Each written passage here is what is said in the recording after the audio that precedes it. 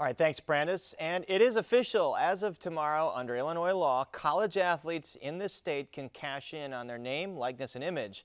Yesterday, Governor J.B. Pritzker signed the Student Athlete Endorsement Rights Act, which passed the Illinois House and Senate with some bipartisan support.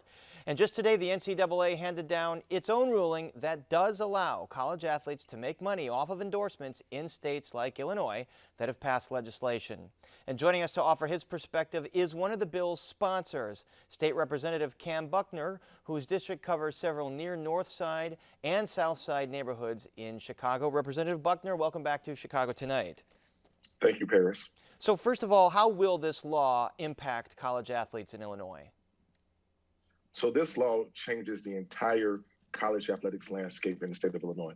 What it does is that it allows our young student athletes across the board, both at public and private institutions, to be able to profit off of their own name, their own image, and their own likeness, which up until this point was prohibited by NCAA rule and by law. And how lucrative could it be for college athletes? What kind of endorsements might we see from, let's say, a football player at Northwestern or a basketball player at the University of Illinois? This has the ability and the opportunity to be extremely lucrative for players across the board in many sports, right? I think a lot of us are looking at this as a windfall for, as you said, the star quarterback or the star point guard. But what I also want to be sure that people realize that this also means that the young lady who's a tennis player at Bradley University in Peoria, Illinois, or Eastern Illinois University in Charleston has the ability to make money off of her name, likeness, and image as well. And that includes being able to give tennis lessons. It includes being able to endorse, let's say, the local pizzeria or the local cookie shop on campus.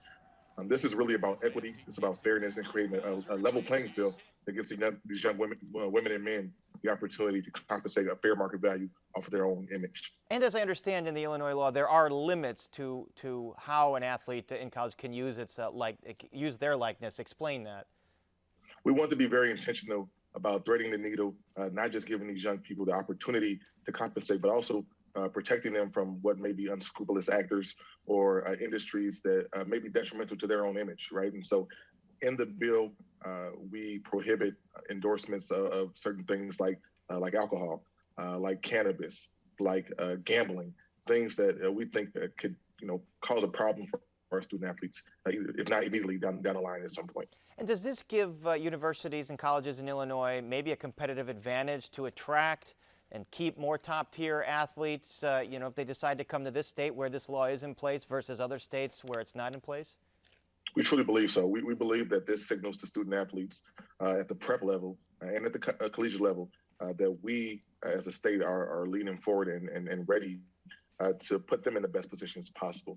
As a 17-year-old high school football recruit looking at what college I was going to go to, if I had to choose, and this was one of the reasons that I got to choose what school I was going to and what state I was going to go to, this would actually be a huge factor in my decision 20 years ago. And the NCAA, as we mentioned, came down with this ruling today, basically agreeing, saying, yes, it is okay for student athletes to make money off their likenesses in states like Illinois that have passed laws. How does the NCAA's decision impact Illinois? It basically just tells us that we did the right thing. And while I'm excited that the NCAA has finally woken up and smelled the coffee, I think it's not enough. The NCAA is arriving at midnight to a party that started at 7:30, late. Not only late, they've come empty-handed. This is something that they should have addressed a long time ago. But the fact that state legislatures have had to do this really speaks volumes to the work that they refuse to do. And as you know, NCAA as an organization makes billions of dollars, very lucrative television and radio deals, head coaches that make millions and millions of dollars while student athletes don't get paid. Is that something the Illinois legislature wants to take up, just sort of the further discussion on whether there should be some compensation for student athletes beyond just endorsements and making money off their likeness?